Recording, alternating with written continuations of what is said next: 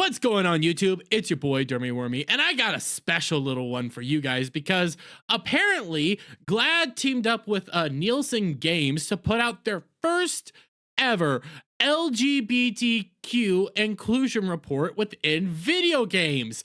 That's right. And it's a funny little document. It's not actually valid, and we'll go into why it's not that valid here in a bit.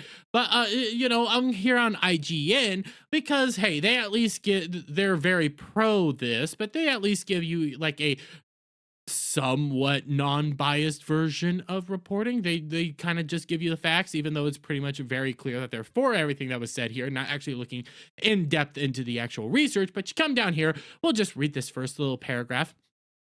Nonprofit LGBTQ advocacy group GLAD has released its first ever report on LGBTQ inclusion in video games, revealing that 17% of gamers are LGBTQ and that they are just as, if not more, dedicated to playing, spending, and talking about video games than non-LGBTQ gamers. Oh my gosh. Oh my gosh. What I do want to show you guys is something very unique within this thing. And, IGN points it out right here. Per the report, 17% of active gamers are LGBTQ, up from 10% in a study Nielsen did in 2020. And we'll get to why I think that is, but hey, this report's going around the place. Glad's doing all sorts of things, trying to promote this. A lot of gaming companies are going out there trying to promote it. Glad even at the beginning of their whole entire report comes down and says this. There are several reasons for the lack of LGBTQ representation in the game industry, begins the statement from GLAD at the start of the survey. Some reasons for exclusion are passive. Often game companies have not considered that they should represent LGBTQ people, nor do they see us as a major part of the core gaming audience. Some reasons for exclusion are active. Companies worry about pushing away a core audience that they assume are resistant or hostile to LGBTQ content. For the most part, every time we get LGBTQ content within video games, it becomes very ham-fisted, very in your face, and very activist-based, and people do honestly, shy away from that. But I do have to point out that they're saying, hey, there's a 17% increase. There's all this types of increase. There's that. Well, because this whole report came out, we had a very funny article just drop as well. Kotaku, that's right, Kotaku came out, and you can see the night and day comparison of the IGN report and the Kotaku reports just by the headlines alone. New report suggests the games industry is failing LGBTQ players. Yeah. Now, with this whole entire pro all this, saying everybody's failing, saying everything's just a nightmare, night and day, all sorts of awfulness from the actual game industry and how they're failing that 17%, which not really 17%, but we'll continue. That they're failing them is just a crybaby, oh woe is me article from Kotaku, and all I have to do is show you the bold text to get you guys an explanation on where this person is. Games are a refugee for many queer players, and then you just gotta scroll down here to the second one, the capitalist argument for better LGBTQ representation in games. You just gotta love that. You just gotta love that. Well, because both these articles actually don't tell you the fun little fact that I can't believe I have to actually point this out. The Nielsen data doesn't show. Well, the Nielsen data, one, doesn't actually tell us what its methodology was. They don't actually tell you a proper sample size, and I don't believe they used a proper sample size because they only surveyed 1,452 gamers within a 10-minute based survey. And then, I have this little part right here all, highlighted, and this is a really unique part because it shows you just what they did with this particular sample size. Nielsen fielded a 10-minute survey among active PC console gamers in the United States with a boost sample of LGBTQ plus gamers to help GLAAD better understand the relationship between the LGBTQ plus community and the game industry in terms of representation, harassment, and overall attitudes and behaviors. Okay, what did they just say there?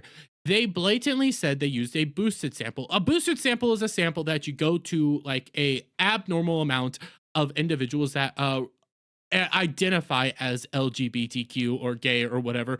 You boosted samples all the time because you can't find them all over the place. So you know what you do to give usually they do these for companies that actually want to do marketing, things of that nature, try to target a certain demographic or help out this nonprofit advocacy group, help push an ideology further in the thing. So you know what you do, because GLAAD's a nonprofit LGBTQ, all this AI up, down, left, right, square, plus, whatever, group, an advocacy group. You go to the boosted sample to give maybe a over representation of actual gaming within the gaming industry, actual LGBT whatevers in the gaming industry, and start saying, see, we're not serving them enough. There's more of them now.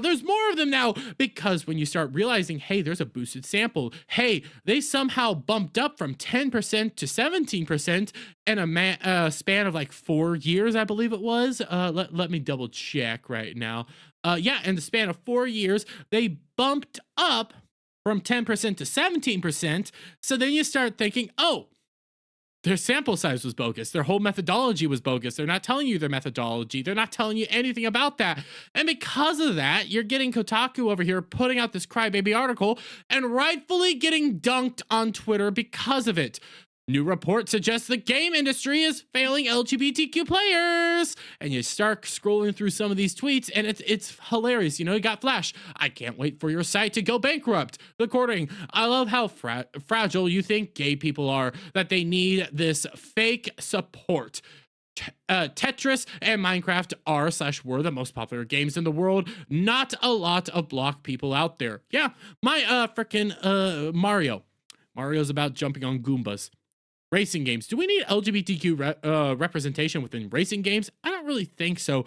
I don't really think you want LGBTQ representation within like things like Power World, things like I think it's called Dark and Dark, not Dark and Darker. One of the other very popular indie game that's going on right now that started on Sony is also on Steam.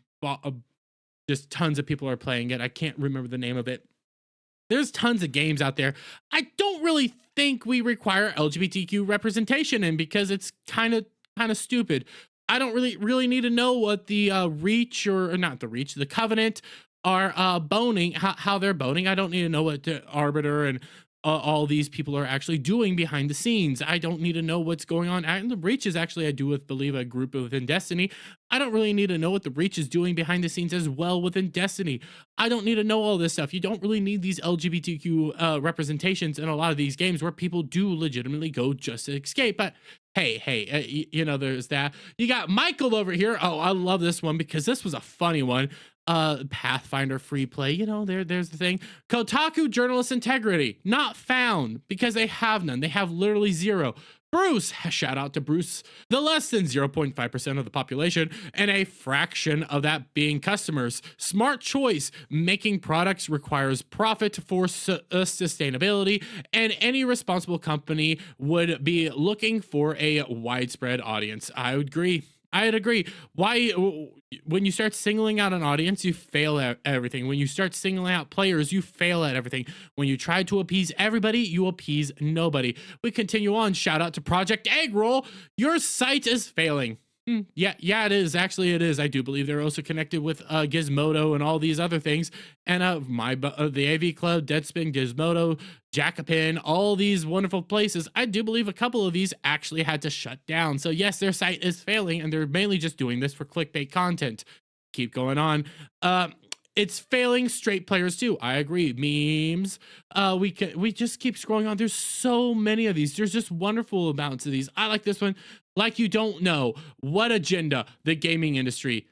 Oh, ma'am, there's constant amounts of more and more representation of people just dunking on Kotaku, because all this article was a screeching activist, nobody really actually sifting throughout the glad article, nobody actually sifting throughout anything, and just trying to push more agenda within the gaming industry that already is having a massive issue with certain agendas being put into our AAA games, some of our quadruple A games, so on and so forth. People are getting tired of, people are stepping away. That's why that other indie game that I cannot remember the name of right now, that a lot of people are having fun with, I think it's Helldivers 2, something like that.